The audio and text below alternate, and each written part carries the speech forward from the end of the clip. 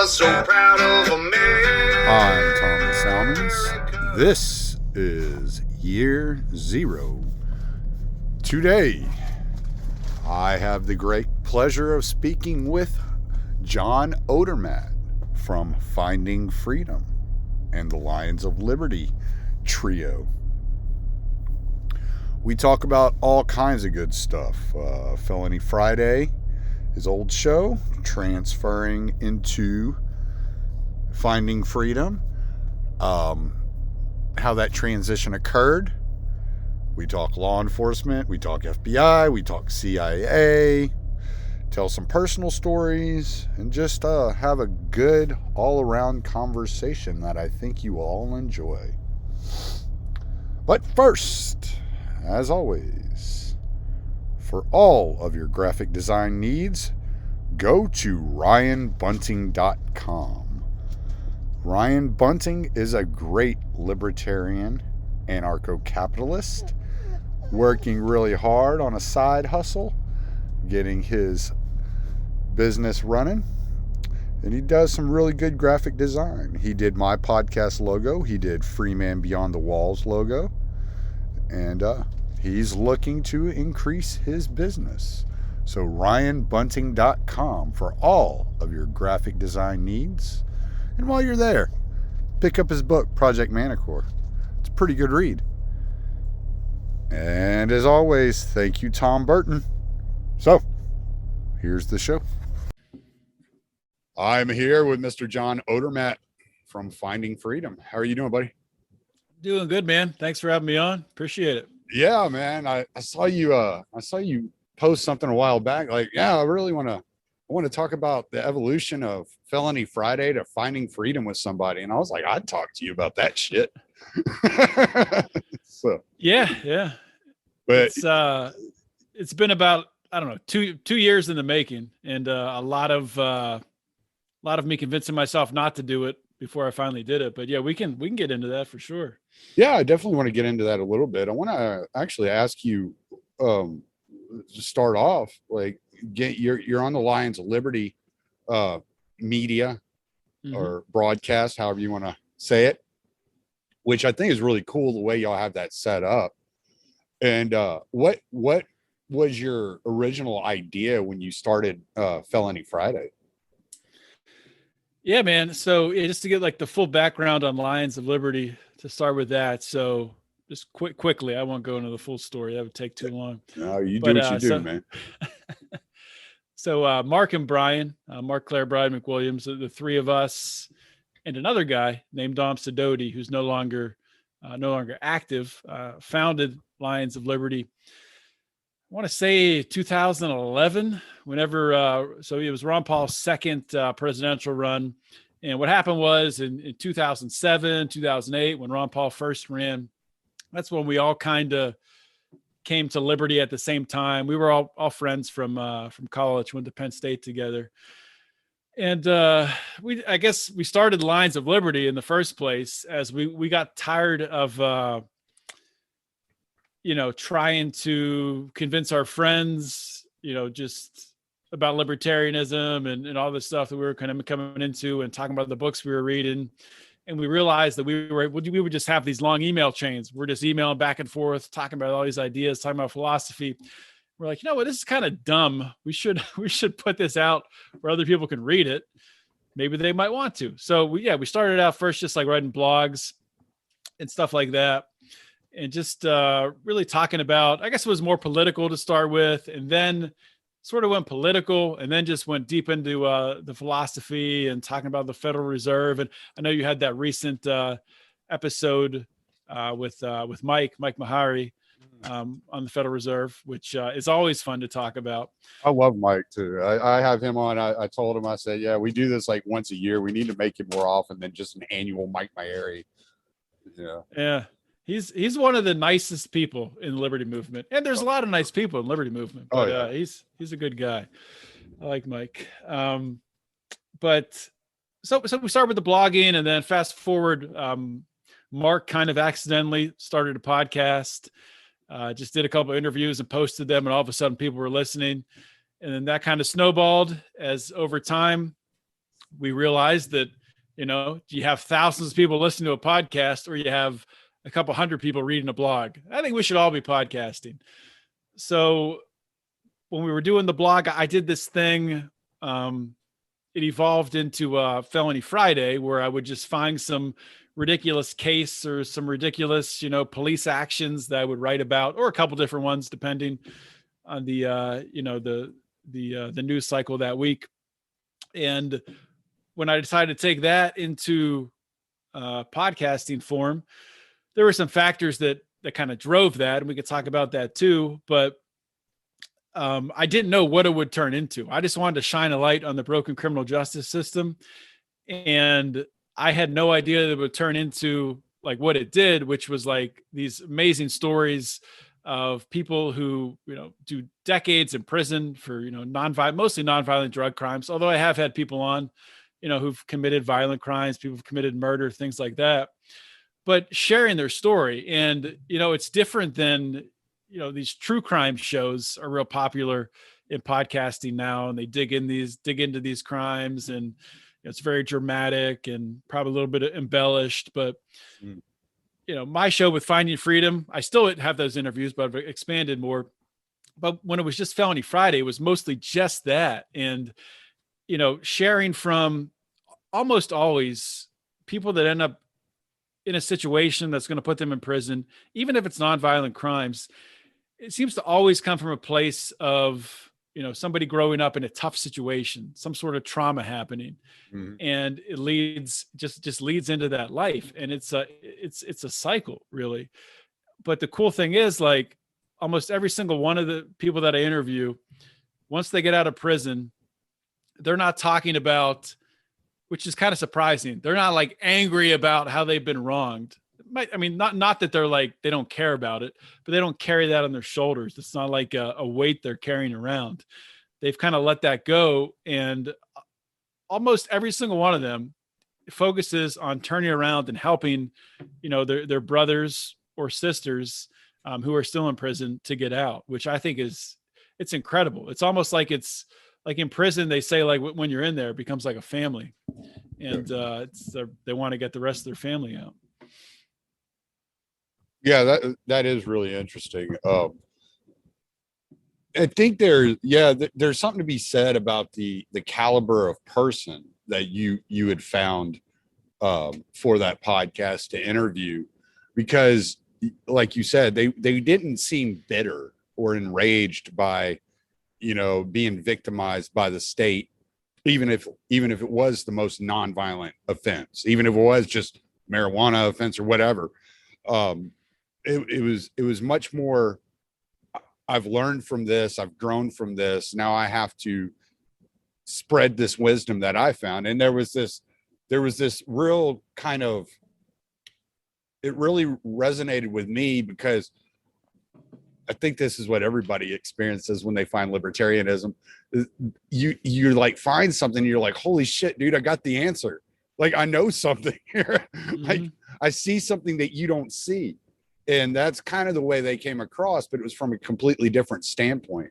And there's this humility that occurs in a person whenever they've been through that kind of, those hard times. And just speaking anecdotally from my own experience, whenever I've gone through like really rough times and come out of the other side, I've learned so much from it and been able to look back on it and say, oh, okay, this is why that happened. This is why I reacted that way. And this is how I can change. And to hear so many people that you have interviewed over the years, have that exact experience coming out of prison, turning their lives around. It's very inspiring for anybody, I would think, whether they're a libertarian or not. Yeah, I would think so too. And I mean, honestly, that's what I get from it. And it's kind of annoying that, and this isn't, who knows, like you always get feedback from like the loudest people and people that are satisfied and with what you're doing. Not that these people were dissatisfied, but like some of the feedback that I would get that would annoy me is people would say, I think it's great work that you're doing. People need to listen, but they're like, but when I listen, I come away and I'm just angry at the injustice. And I'm like, well, I'm not trying to be a dick about it, but you're missing the entire point. Yes, we understand there's an injustice. We're talking about that. We're highlighting the injustice, but we're talking about a case of an individual who's been able to overcome so much. And it's not only helped them in their own life, their ability to, fight through this difficult situation. And a lot of these people obviously have families, have kids, and they're really an example for others because, people, once you have a loved one who does time in prison, be it a year or be it, 20 years or more than that, you start to understand that it's not just the prisoner who is serving the sentence. It's the family too. And most of the time it's worse on the family, to be honest. Right. And I can kind of speak a little bit about this from experience in that one of the things that drove me into fighting for criminal justice reform, for wanting to expose this broken system, is having, someone close to me, my brother-in-law, before he was my brother-in-law, get caught up in a, basically an undercover scheme where police officers were coming to him. He was in college at the time, and coming to him and doing undercover buys. And he was not even selling drugs like in an organized way at the time. If someone came to him as a friend or something, he would help them out and try to help them find some marijuana. But it wasn't like he had some like great elaborate scheme or something. And he had this guy who he thought he was friends with, who was undercover cop, who came to him and kept coming back with increasing increments until they were able to charge him with a felony. And when they did the raid, there was this big raid they did. They raided like 5 different houses.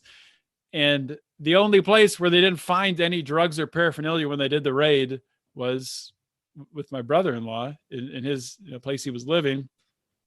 And something else must have happened. It's like a fog looking back through that time, trying to figure out, because you're dealing with obviously my wife's family and my wife, and it's just like it was just craziness at the time, and like getting answers from anybody. I don't fault anyone, but it was just hard to, people didn't want to talk about it. And I think what happened was his friends, or who he thought were his friends, ended up, turning on him. And there was some sort of deal in place, I think, ahead of time, because he ended up doing more time than anyone else. At the end of the day, he ended up doing more than a year in prison. And then he was in a halfway house for about a year.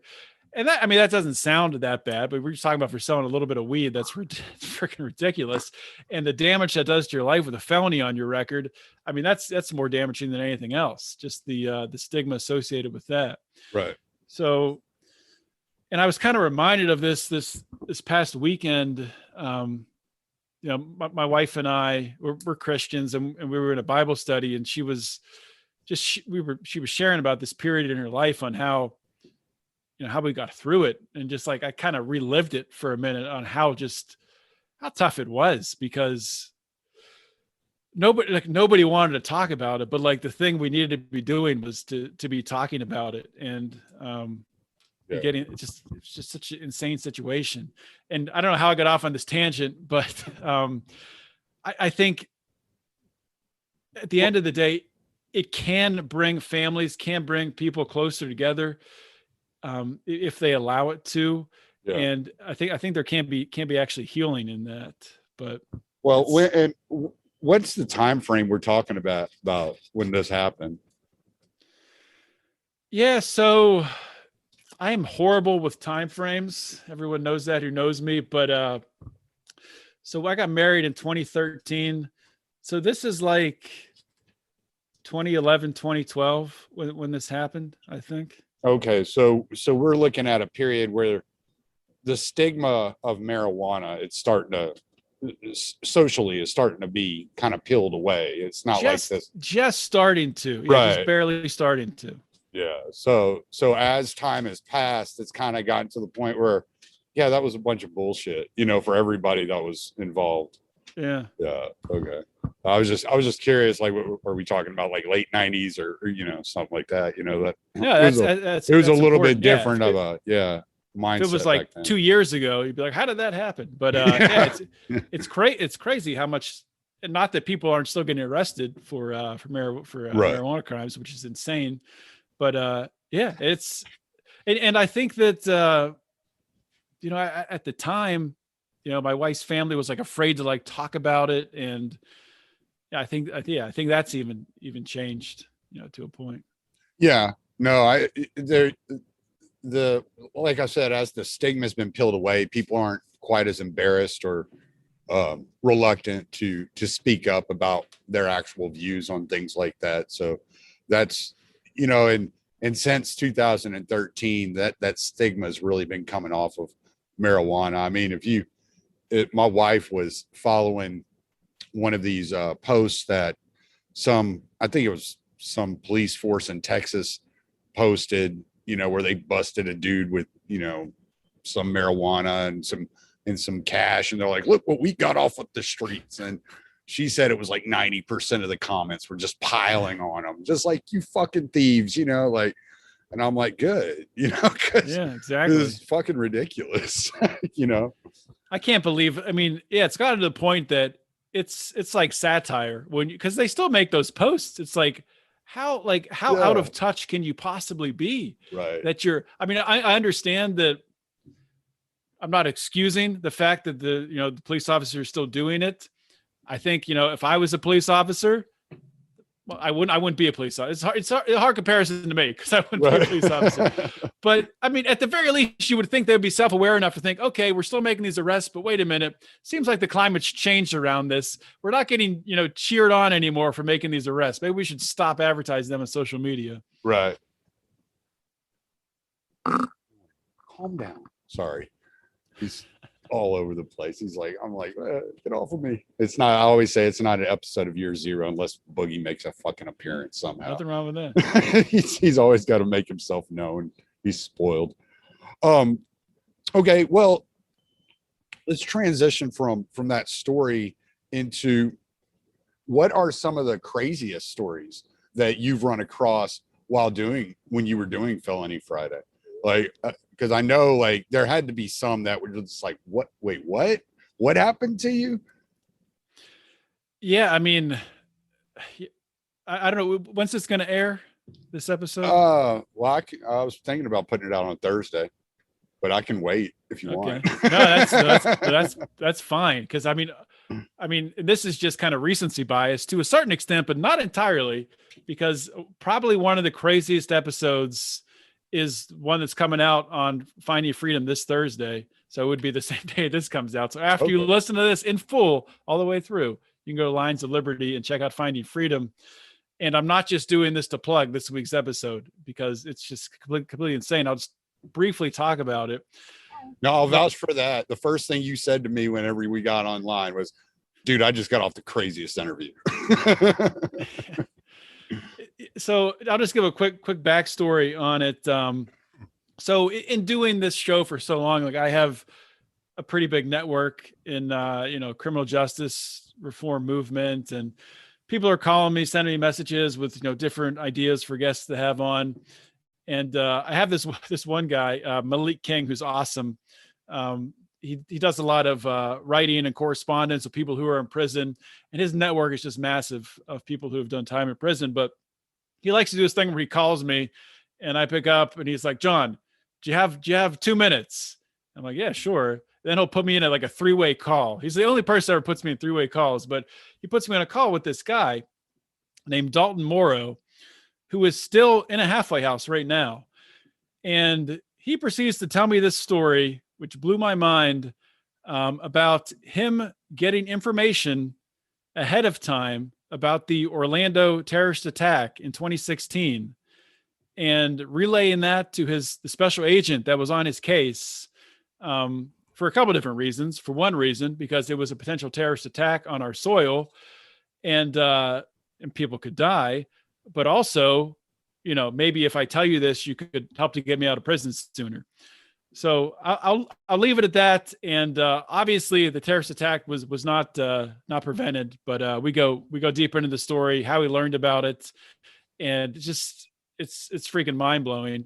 And we were talking about the show in the pre-show chat. You were talking about your sort of being obsessed with the CIA and different things like that. And I don't know if the CIA dropped the ball here or the FBI or who it was, or maybe they never got the ball from the special agent, or I don't know. One of those cases, is it just gross incompetence, or is there more to the story? Because right now at this point in time, all of the, the court documents associated with this case are sealed for national security reasons. Also known as, not wanting to make them look like a bunch of assholes. Yeah. Don't embarrass us. Yeah. Well, a lot of times, I mean, if you've read that book, Terror Factory, a lot of times these plots are thought up by the FBI to give themselves something to do and to increase their support in the public. So I mean, yeah. That's happened hundreds of times. We just had the situation when Trump was still in office with Gretchen Whitmer, where apparently these Boogaloo boys were planning on, kidnapping her.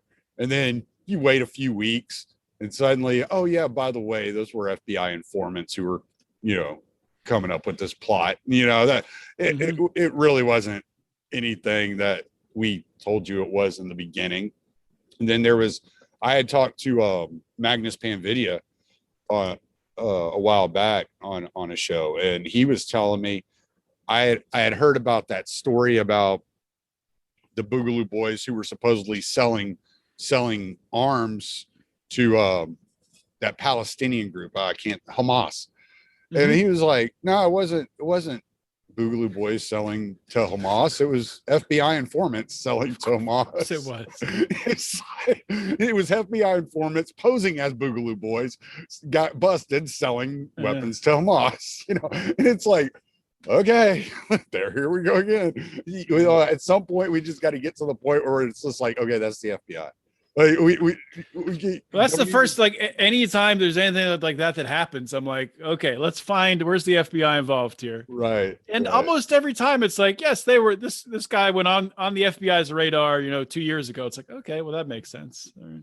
Yeah. Well, and then you have this, and I'm sure you follow this much closer than I do, but as the federal law enforcement, FBI has grown, bigger and more powerful, so have local law enforcements. I mean, you have the selling of military vehicles to local law enforcements and things of that nature.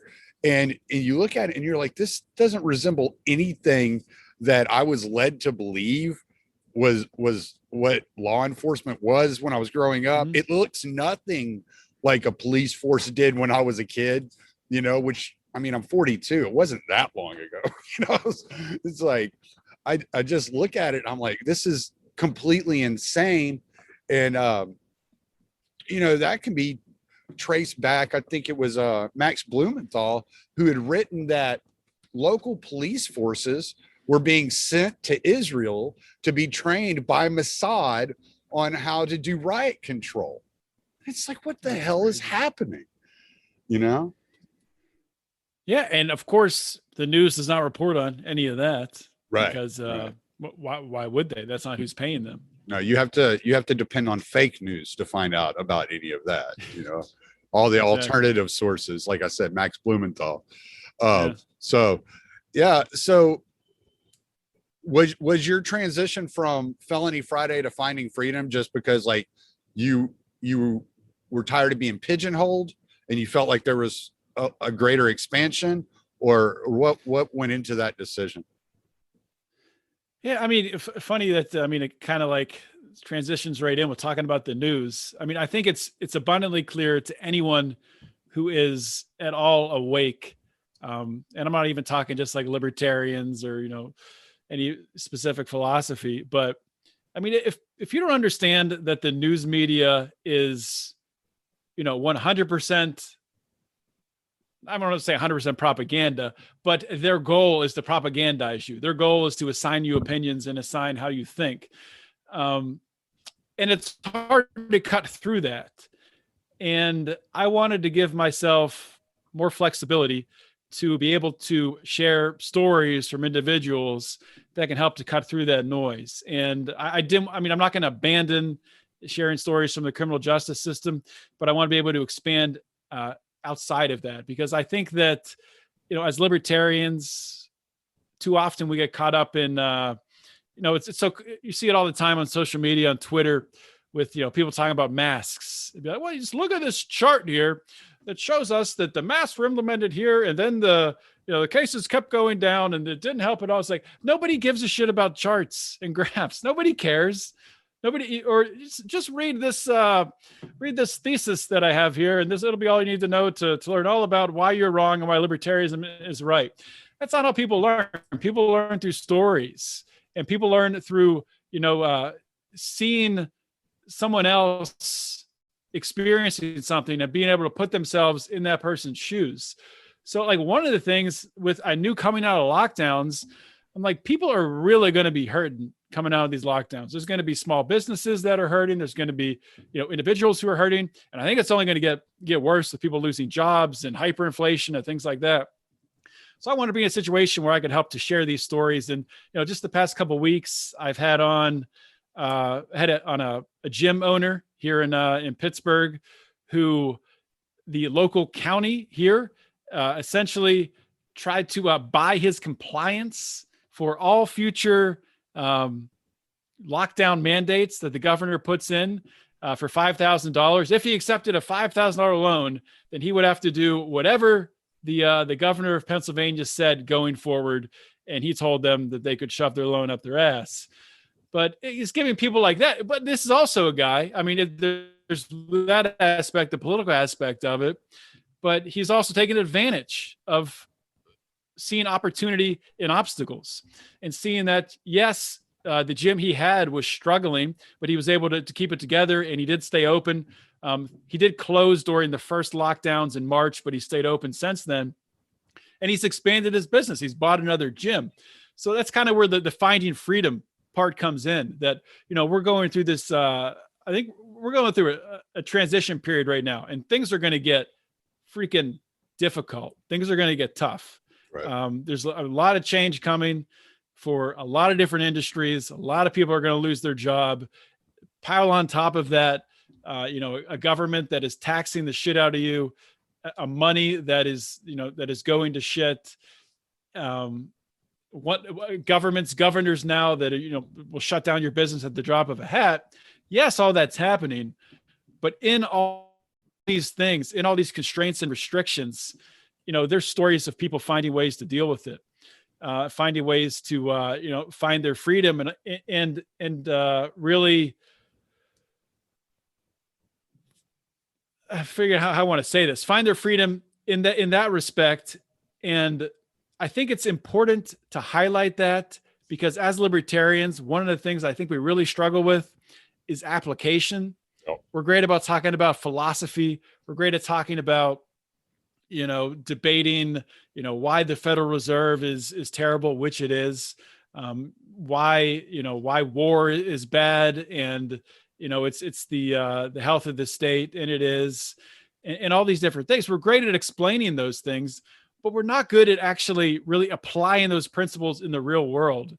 We need more libertarians who own businesses. We need more libertarians who are starting nonprofits. We need more libertarians who are, you know, getting out in communities and you know, training people to, you know, proper ways to, you know, on gun safety courses, things like that.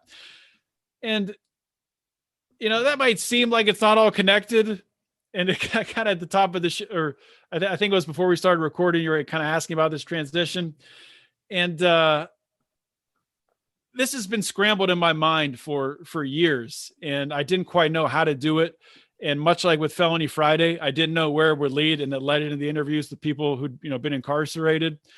I think Find Your Freedom is going to do the same thing. And it's just going to, I don't know what it's going to turn into fully, but, you know, I can see the, you know, the course set out in front of me of the craziness that we're going to encounter. And I want to be flexible to highlight the people who are doing the best job overcoming those obstacles.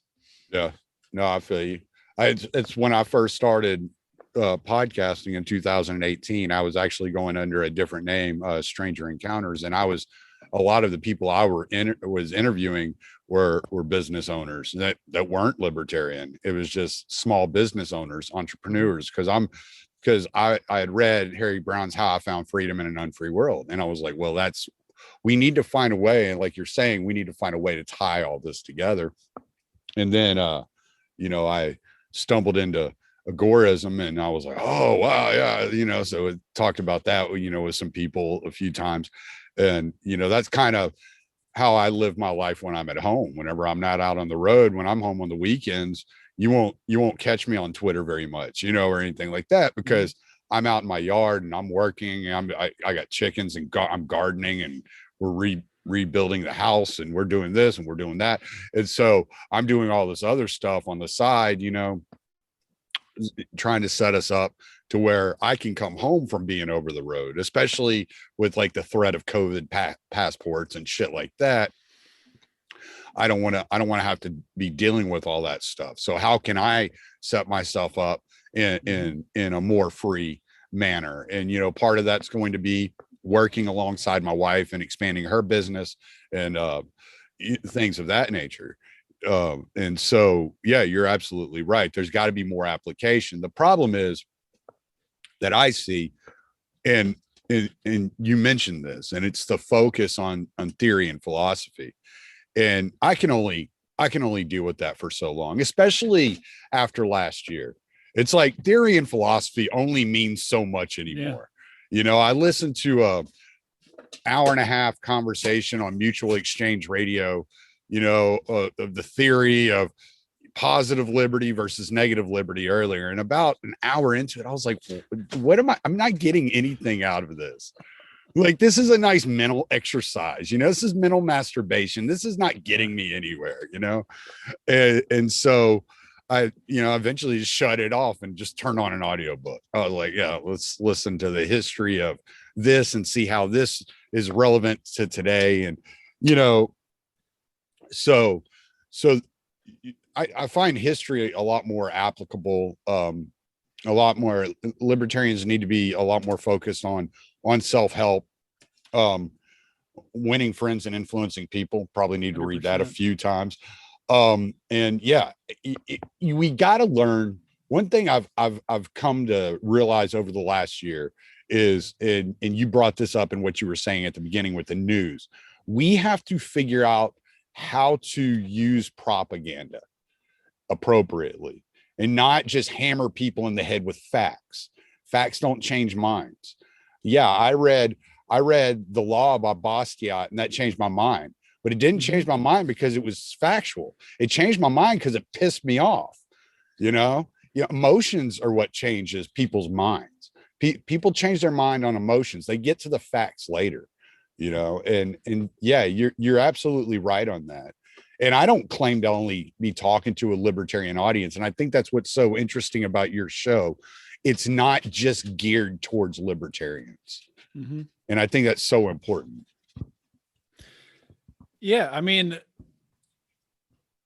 and to the point that, and it's kind of weird to do this when you do an interview, but I try to avoid, bringing up, and my episode last week, it got very much into politics, which is fine. I mean, I had on a coffee shop owner in Kentucky, and he's a Republican, a Liberty Republican, and he's very politically active. And it got very much into politics. But most of the time, like when I had on that gym owner, he's a libertarian, he's Mises Caucus, and but I didn't want to bring that up because you can have people listening who might just be sort of curious about the ideas of liberty. And they see the title, they click on the podcast and they're listening. And you start throwing out, libertarianism and the Mises Caucus, and you got to join this. It's like, what the hell are you even talking about? Like, what is going on here? So I try to avoid delving into that stuff too much. But, I think you bring up a great point with the vaccine passports. And, one of the things that as like the Libertarian Party, and don't know if you listen to Vin Armani at all. I've been on a Vin Armani kick. I love listening to Vin.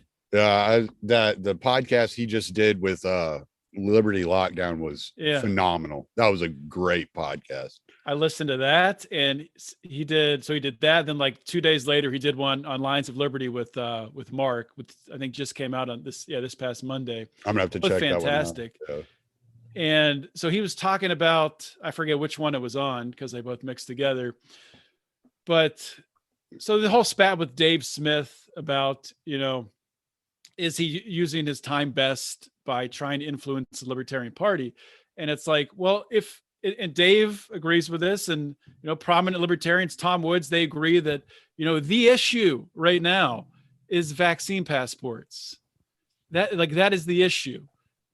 I mean, obviously, we want to try to prevent it. We want to try to preserve as much freedom as possible. We don't want a caste system, essentially a segregated society, where if I go to a restaurant and I don't have a vaccine, I have to go in a separate bathroom and drink from a separate water fountain. No, nobody wants that. I mean, Nobody should want that. Apparently, some people do want that. But how do we prevent that? Do we prevent that by, taking over the Libertarian Party and influencing their ideas, and then in 2024, Dave Smith or somebody like Dave Smith runs for president? No, by that time we have vaccine passports and we've lost. Right. So what are we going to do right now? Yeah. What are you doing like right at this moment, right now? Party politics doesn't matter. Right. I mean, you got to be talking to your friends. You got to be pushing back. For example, in my own personal life, and I tweeted about this the other day, and it's a freaking tough subject and it's frustrating to me, but one of my good friends, childhood friends, we don't agree politically, which is fine. I don't, end friendships just based on politics, but he had told me that he won't see me or my other friend who also isn't getting the vaccine until we get vaccinated. And this guy's I'm not going to say his name, but he's a doctor. And his reasoning was because he didn't want to expose his kids, which obviously makes no sense. I mean, the flu is more dangerous than COVID to little kids. That's not even close. I mean, just do a little bit of research. You're a doctor. But I pushed back on him.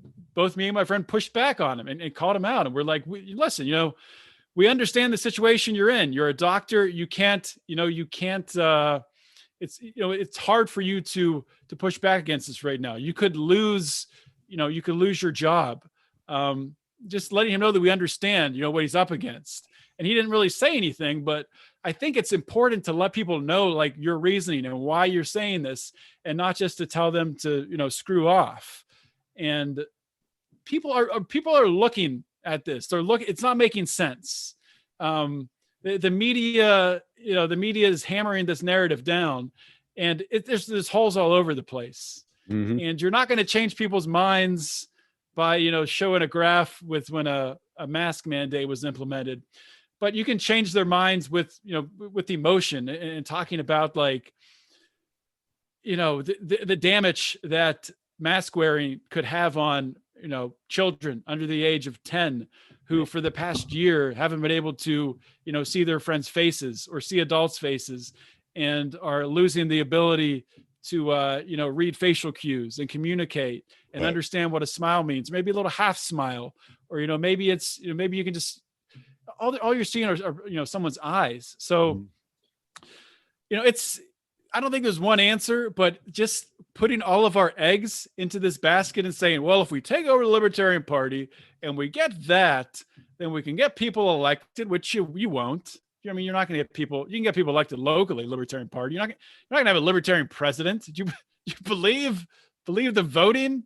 I mean, I just think that, and I'm still a member of the Libertarian Party, but I'm in this position where I'm kind of like coming awake to the madness of it, I guess.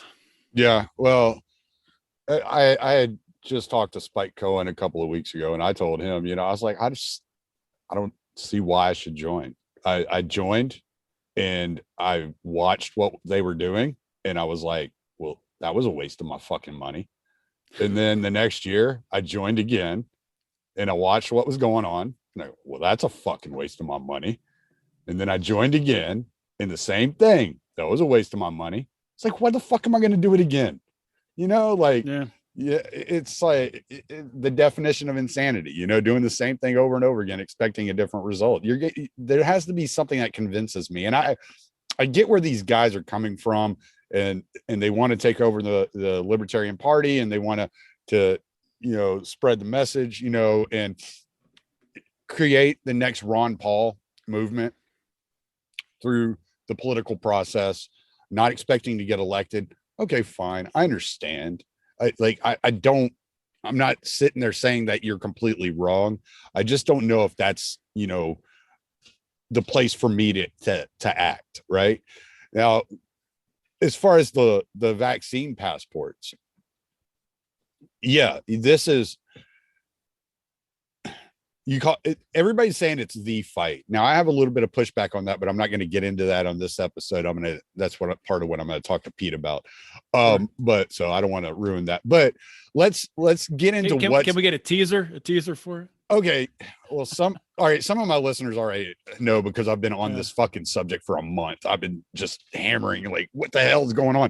All right. So the SEC earlier in March announced there's going to be a task force that is monitoring ESG scores for investors in banking. ESG stands for environmental, social justice, and governance. All right. So your vaccine passports are going to fall under the social justice. All right. So it's going to be part of your banking score. This is going to be something that is being rolled out. They plan on it being completely rolled out by 2022. But it's a public-private partnership that we're looking at here. Now, this is, a lot of people are like, well, this isn't happening. I'm like, bullshit. I can show you where it's happening. I can show you the chairman of the SEC giving a speech in front of the Center for American Progress, and thanking John Podesta, and all this. I can show you where this is happening. The fact of the matter is this public-private partnership isn't new. Now, this goes back to what I was talking about earlier, how I'm obsessed with the CIA. John Foster Dulles and Allen Dulles were compatriots with Woodrow Wilson back in the early 1915, 1916, 1917. So Woodrow Wilson was utilizing the military in 1917 to shore up the corporations, a sugar company that a United States company owned, right? So he's using a public,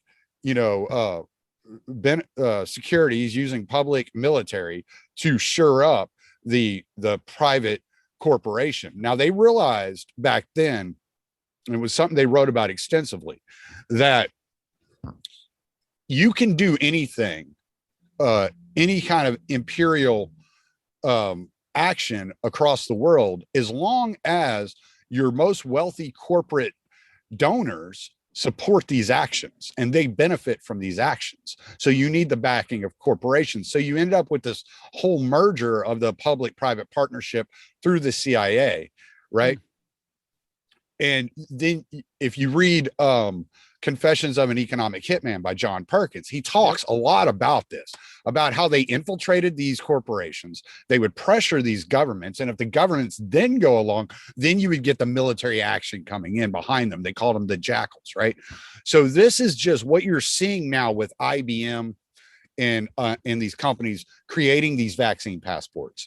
The Coca-Cola giving these woke courses to their employees, Nike and all these people flying rainbow flags and BLM flags, right? This is a decentralized kind of tyranny. And what it is, it's like a shame culture, right? So you're getting the tyranny from the bottom up. So what they're basically saying, if we get the corporations to lead the way, and take on these different social aspects, then the rest of it will just kind of fall into place easily. Now, look at who they're demonizing. You look back at John Brennan, again, CIA. I mean, you trace all this back to, the CIA has long threads into academia, into media. I mean, this has been going on for years. In 1978, this stuff was getting revealed by the House Intelligence Committee. So you look at how they kind of take on these very outspoken popular movements, these corporations do, and then the government kind of falls into place. And people are like, well, the government is following corporations. Well, kind of. I mean, it doesn't mean that they didn't already aspire to do these things, but it's easier on them if the corporations go about it. They create this culture around it, right? And then Brennan comes out, and anybody who's not aspiring to these social justice standards, libertarians, anarchists, 3%ers, MAGA people, oh, they're domestic terrorists, they're radicals.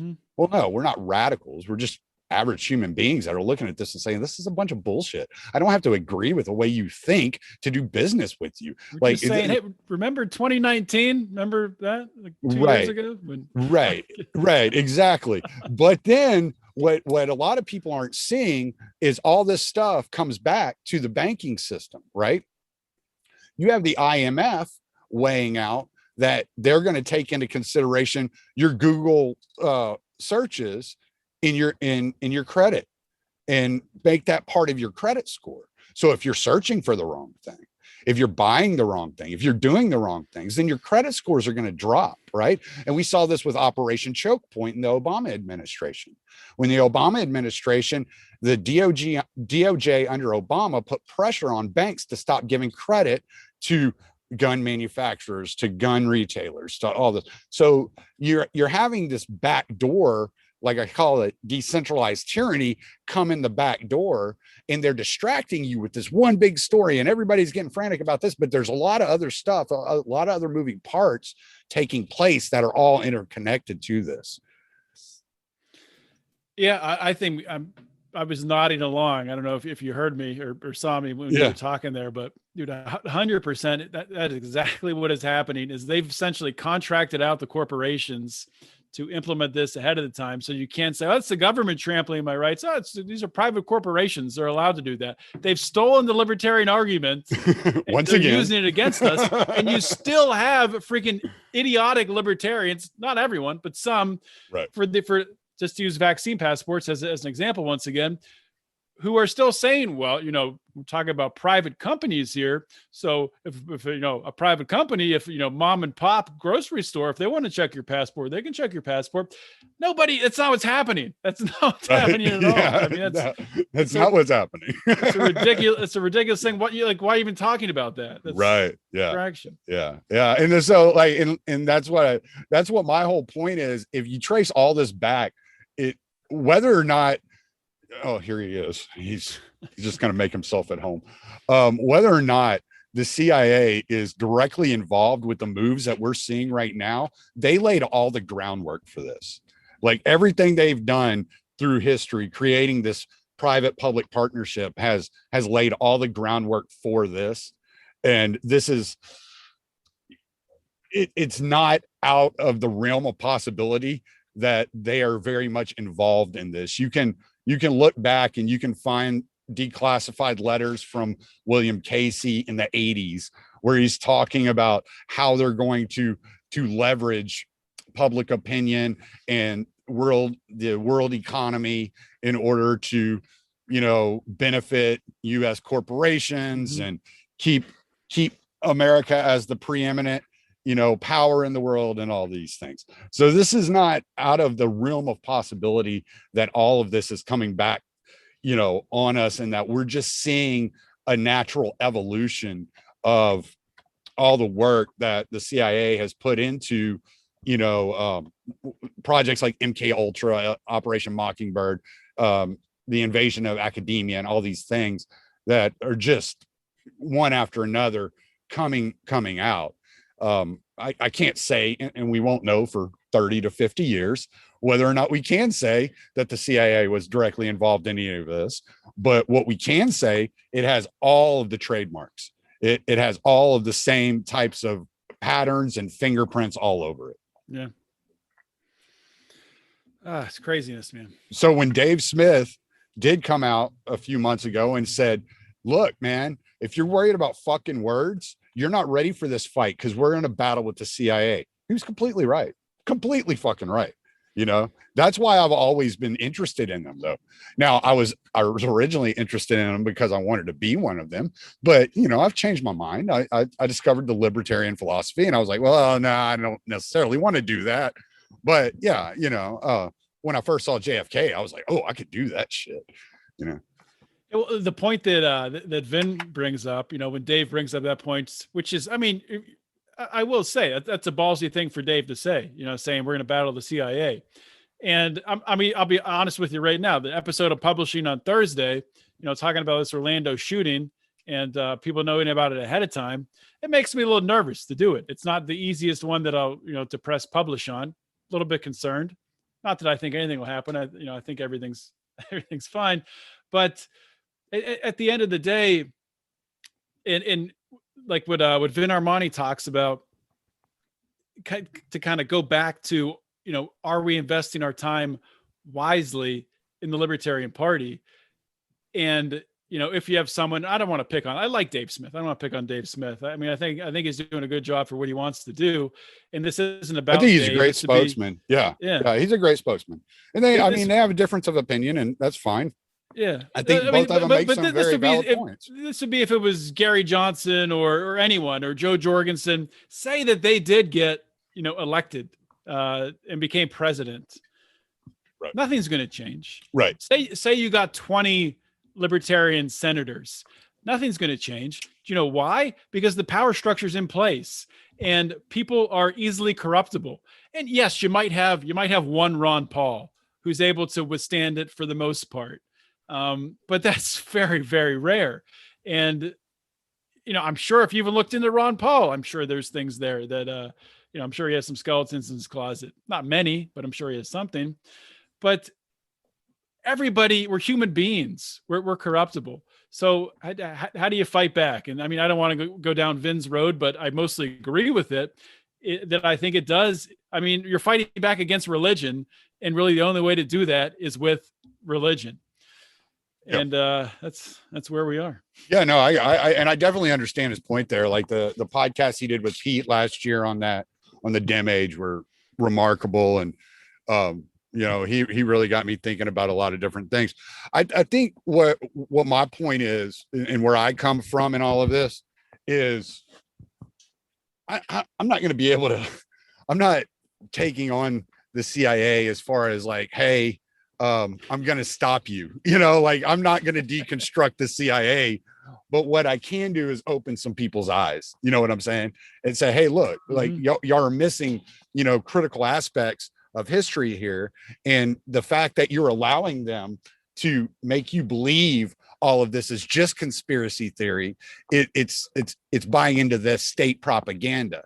Don't buy into the state propaganda, you know, live your life accordingly, but be aware of what's happening around you.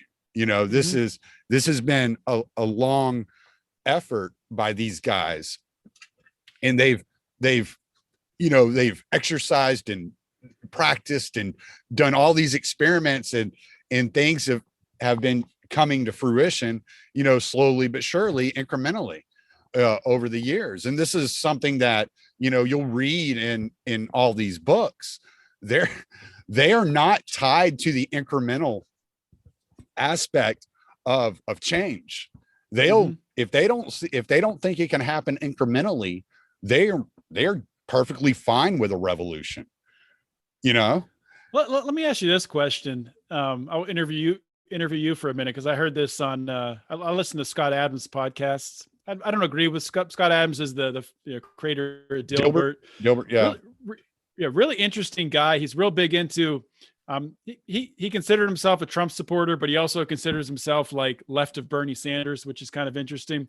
But he's big into persuasion and understanding persuasion. And he was pointing out, you know, how Trump used persuasion throughout his presidency, and doing the same thing now with, you know, not that Joe Biden's using any persuasion, but other people in politics. Right. And I mean, the one thing that, what was he? I lost my train of thought. What were we just talking about before? Well, I was talking about, I had said that the CIA makes it perfectly clear they're just as willing to use revolutionary tactics as well as incrementalism whenever taking over a society and whenever molding a society to their will. It's not coming back to me. Oh, yeah, that'll happen. I've done hour 2 of podcasting. My brain is about fried. Yeah, no, I just, like I said, I get digging into these old stories right now. I'm reading on the Dulles brothers, and that's all that's on my mind. I'm like, I got to talk about the CIA now. It came to me. All right. I knew it would. So with the CIA, we're talking about media. So CIA, obviously, very involved in media. They say Anderson Cooper, former CIA, they have all these ties to media. They're in politics, they're in companies. Wouldn't it stand to reason that the CIA is also getting involved with social media, co-opting, influencing influencers, or taking over influencers, or maybe they're influencers themselves. Yeah. Maybe they have podcasts themselves, or maybe they're buying off podcasters. Yep. So I've actually brought this up to, and I think it makes it harder for them, obviously, harder to control with the more decentralized we get with media, which is good. And maybe hopefully will become impossible for them to control. But I think that's something to keep an eye out for. Yeah, no, I brought this up to Pete a while back. I was like, how many of these libertarian podcasters do you think are controlled opposition? And there's always been the rumor that Alex Jones is controlled opposition. I mean, I don't have a real strong feeling one way or the other about that. But yeah, they have a whole financial corporation geared toward social media. It's called InQtel, right? And they spend millions of dollars on Facebook and Twitter in order to have access to the information, to your posts, to your information that you put out there on social media. Yeah, I mean, that's out in the open. I was just looking right here. There's a CBS story from, I think it was 2011. You don't need to wear a tinfoil hat to believe that the CIA is using Facebook, Twitter, Google, and other social media to spy on people. And then there was a report that came out last year that showed that the Department of Defense has paid millions of dollars to Google and Microsoft for over 1,500 contracts that they're involved in with the Defense Department. I mean, it's probably the most open secret there is that the intelligence agencies, whether it's NSA, CIA, DIA, all of them are using. I mean, I remember there was a story, what was it? I think it was in 2019. There was a story that came out that like a bunch of people got kicked off of Facebook because the Israeli government asked Facebook to kick them off of Facebook. I mean, it's out there in the open. You can find all this stuff. It's way out there. But these are private companies. So absolutely. I don't even call them private companies. I call them government contractors. And then I make people defend Blackwater. Yeah, that's a great analogy there. Yeah, because that's what they are. They're government contractors. They're working in cahoots with the government. Nothing is free. The only reason it is free is because you are the product. Mm-hmm. Yeah, they're tentacles of the state. Yep. Yes, sir. Okay, well, I kind of took over this interview. I'm sorry, man. No, I'm really enjoying this.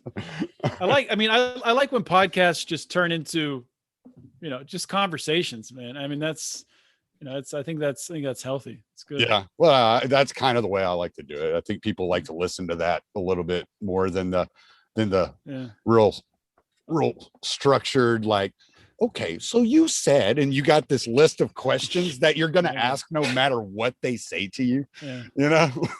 Real polished. You sound like you belong on NPR. I remember when I started podcasting, and I still do it now, but I would write down my questions. I would have my intro, my questions. I would have transitions. I would have, my outro, all that stuff. Mm-hmm. And I still do that a little bit. Not to the extent I did, but maybe I look at my notes 10% of the time. Like Right. it's like if there's like a date I have to look for or something, but Yeah. No, I take notes on if I'm doing something on a specific subject and it's just like a solo podcast, I'll have notes to look over. I remember I did one on Julian Assange a few years ago, and I had like 11 pages of articles, and I think I only covered like a third of them. I just put them all in the show notes. I'm like, you can read all the shit I've been reading. yeah. So, but yeah, I'm not big on the notes. I like to kind of, and that, I guess that's that does kind of limit the people I talk to though, because it gives me, I only invite people that I've listened to like enough to kind of know who they are and what they're doing. And so I kind of know how to approach them with a conversation, you know? Yeah. Well, I mean, and to kind of circle all the way back to one of your first questions when you were asking about my change from Felony Friday to Finding Freedom. And I feel like I got, you talk about setting up these notes and, kind of setting up the outline for the interview. I feel like I got like too comfortable in what I was doing. And it's kind of a weird thing to say with like getting comfortable when you're interviewing people who've been to prison. A lot of people wouldn't be comfortable with that, but it became almost like too easy to an extent. I mean, I don't want to like make it sound like the interviews aren't good because they're awesome, but I felt like myself as like an interviewer, I wasn't stretching myself. So I don't know if that makes any sense, but yeah, no, I can feel you there. I know I've gone, last year was a pretty rough year on me. And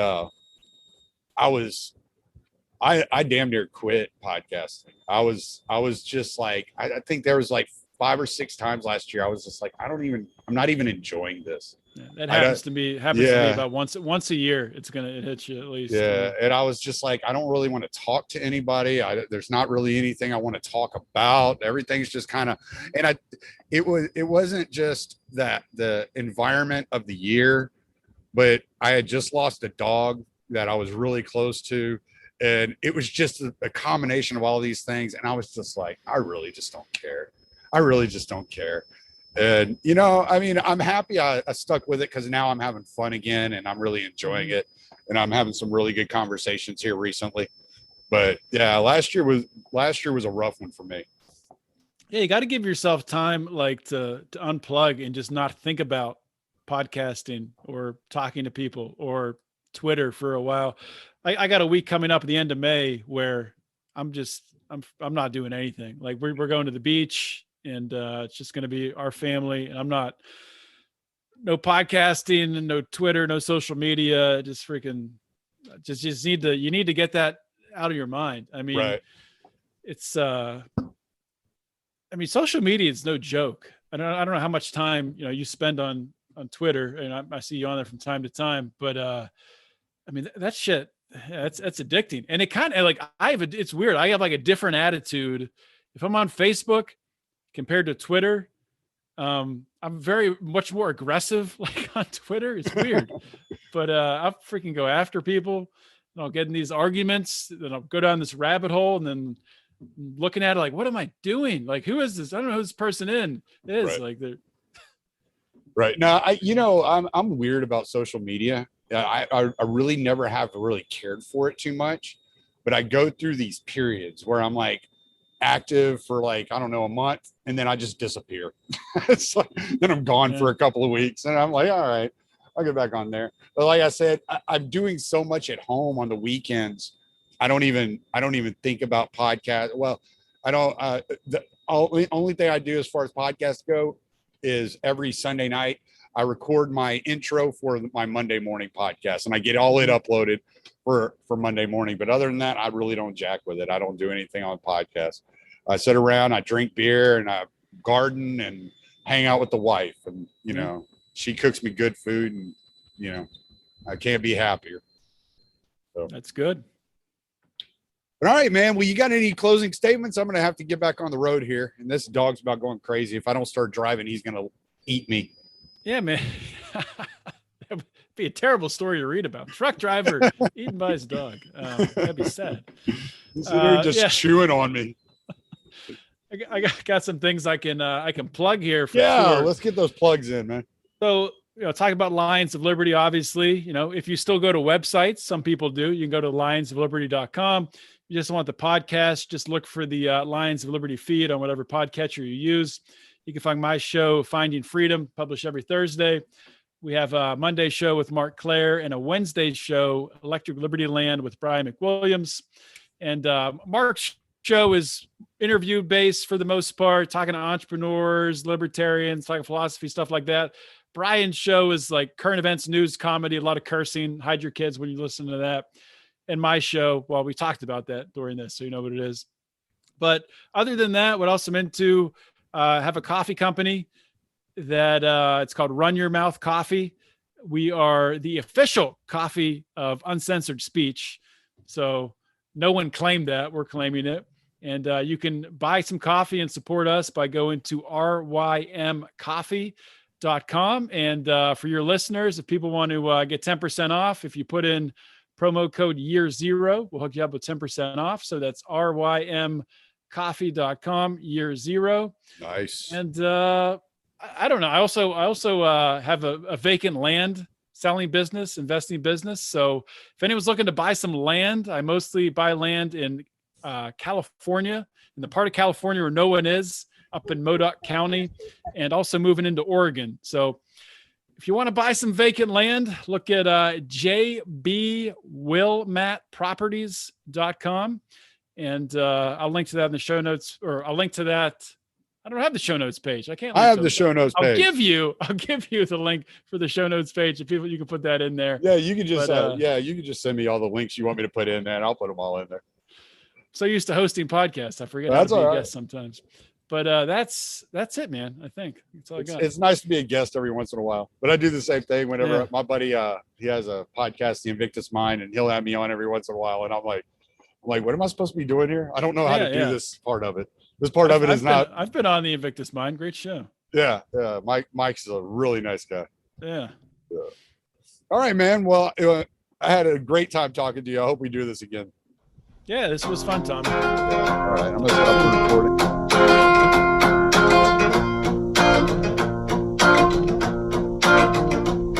If you're gonna play this game of pick and choose, well, it's a game that was made for you to lose. It doesn't really matter how many times, it's the same old worn-out stories, same old lines. They're all pointing dirty fingers in hypocrisy, bragging on their feats of mediocrity again. Never really making any kind of change, but they keep on getting re-elected, and I find that strange. And that's why I say fuck them, don't feed them, cause we don't even need them. I never celebrate the tyrants out of taking our freedoms. Yeah, I said fuck them, don't feed them, cause we don't even need them. I never celebrate the tyrants out of taking our freedoms. What's it gonna take for you to see that we're living in a rigged democracy? People stand in line for the things that they've been choosing, paying no attention to the rights they keep on losing. But they all gather in the rallies and they chant their names, on goddamn well that it's all gonna be the same. Just 4 more years of war and taxes, 4 more years of them grinding down their axes. And that's why I say fuck them, don't feed them, cause we don't even need them. I never celebrate the tyrants out of taking our freedoms. Yeah, fuck them, don't feed them, cause we don't even need them. I never celebrate the tyrants out of taking our freedoms. Cause we don't even need them, we'll never celebrate the tyrants that are taking our freedom.